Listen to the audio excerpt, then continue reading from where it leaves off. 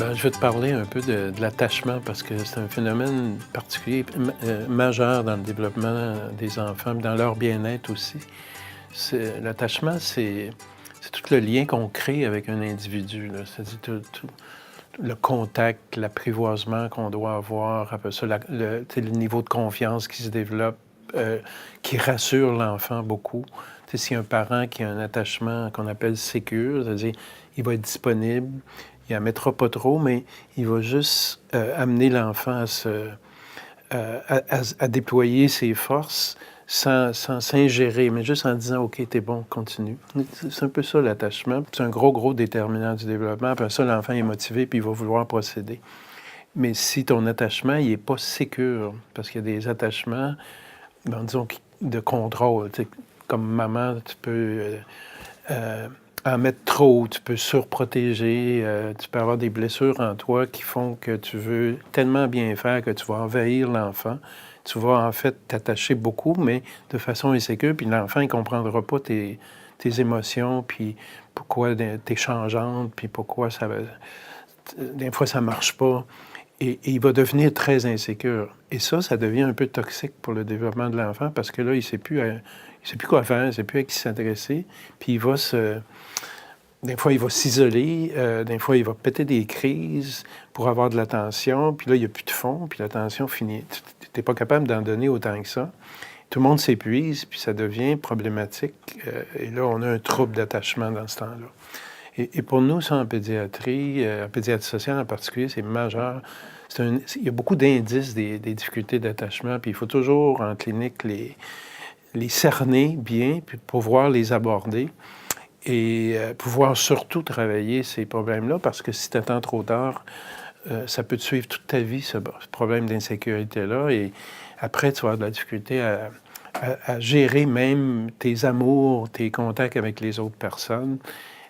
Soit en étant trop contrôlant ou soit en t'isolant encore. Alors, c'est vraiment un phénomène majeur dont il faut parler. Je vais juste te donner un exemple. Hier, j'ai vu un petit de 6 ans avec sa maman. Je l'avais déjà vu il y a plusieurs mois. Puis j'avais décelé des petits indices d'un attachement insécure, c'est-à-dire d'un lien mère-enfant qui me semblait pas sécuritaire, là. Puis, l'enfant avait des petits problèmes de comportement, faisait des petites crises. Mais la maman, à ce moment-là, vivait des difficultés avec son chum. Puis, bon, en tout cas, on n'était pas dans la meilleure situation. Puis souvent, les conditions de vie, comme, en tout cas, de l'environnement, influencent beaucoup ce lien-là, là. Parce qu'il affecte les personnes. Puis quand les personnes sont affectées, bien, ils ne peuvent pas s'attacher de façon sécuritaire autant qu'ils voudraient normalement. Mais hier, la maman me le ramenait parce qu'il y avait des difficultés de comportement d'après l'école, puis il bloque, il s'oppose, il n'est pas drôle. Mais elle dit, c'est rien à côté de la maison, parce qu'à la maison, là, il veut me frapper, il me menace, il s'oppose, il me pète des crises, il jette à terre, il perd le souffle. Il est très irritable. Et là, je ne suis plus capable. Là, elle me racontait que dans sa vie, ça n'allait pas trop bien encore, mais qu'elle venait récemment de mettre son chum dehors parce qu'il stressait, puis qu'il n'était pas drôle, puis qu'il y avait une forme de violence verbale, puis parfois physique, puis le petit réagissait à ça, etc. Et chose étonnante, c'est pendant l'examen, l'enfant était correct, il s'est apprivoisé facilement, mais dès que je m'approchais un peu de la mère, il devenait nerveux, puis là, il laissait même son jeu pour venir à côté de sa mère. Et ça, c'est des indices drôlement intéressants parce que là, tu sentais une insécurité qui arrivait, puis là, la maman a dit « Mais c'est parce que t'es un homme. » Je dis « Comment c'est parce que je suis un homme? » Elle dit « Avec les hommes, il fait ça. Il ne laisse pas m'approcher. Il est très contrôlant. Puis avec mon chum, ça a été l'enfer parce que c'est une des raisons pour lesquelles là, on s'est quittés, là, parce que le petit prend toute la place. » Puis elle dit « Moi, je l'aime, mon petit, puis... il n'y a personne qui va prendre sa place. » Et à la toute fin, j'ai fait mon test, là. Je me suis approché de la mère pour vrai. Je l'ai pris par les épaules. Puis le petit, quand il m'a vu, il est devenu complètement en colère, en fait. Il est venu, il s'adresse à moi en me disant « Tasse-toi, touche pas à ma mère, c'est ma maman. Et là, vraiment, il était en crise. Puis là, comme je persistais, bien, il s'est tiré en terre, il a pété une crise. On appelle ça des spasmes du sang de l'eau. Et j'ai vu toute la souffrance qui se manifestait chez cet enfant-là, mais chez la mère aussi, qui ne savait pas quoi faire. Puis, mais j'ai dit, il va falloir qu'on travaille ça. Elle a dit, oui, mais comment? Et tout est dans le comment, en fait. Dans une situation de difficulté d'attachement, là, en fait, l'objectif, c'est de rétablir un attachement sécure, ce qui est facile à dire, qui n'est pas nécessairement facile à faire. Et il ne faut surtout pas être trop envahissant. Là. Une fois qu'on a identifié ça, déjà, il y a un choc. Là, la première chose qu'on va faire, c'est qu'on va essayer de trouver un grand ami ou une grande amie à ton petit pour déplacer un peu le problème, pour qu'il puisse s'attacher à un étranger. Ça t'enlèvera rien, puis ça va déplacer des affaires, ça va créer quelque chose qui va le sécuriser.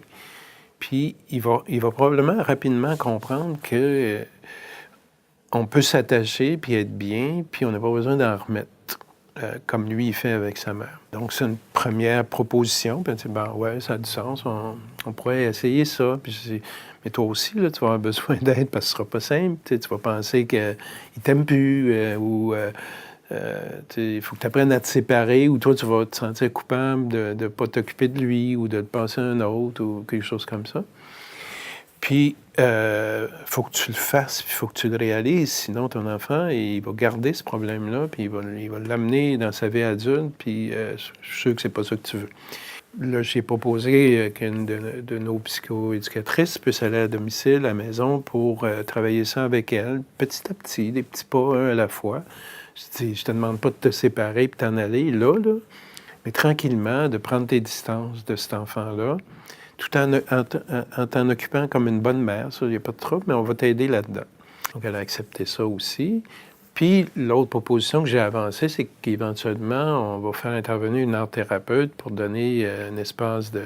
on vient de donner un espace de parole avec un grand ami, puis à toi avec la psychoéducatrice, mais on va donner un espace de création, parce que la création artistique, avec une art-thérapeute, sur une difficulté d'attachement, c'est très puissant. L'enfant va exprimer des choses en créant, va se construire aussi une sécurité guidée par l'art-thérapeute. Puis peut-être qu'on t'inclura même dans on appelle ça une dyade, là, mère-enfant ou père-enfant, pour créer ensemble, puis transférer ces œuvres-là et ces nouveaux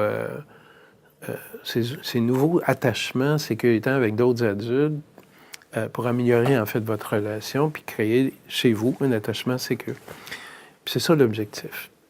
Et si on réussit ça, ça va marcher. Donc, elle est partie relativement contente, emballée, parce qu'on commence un processus qui fait du sens pour elle et qui va sûrement faire du sens pour leur relation.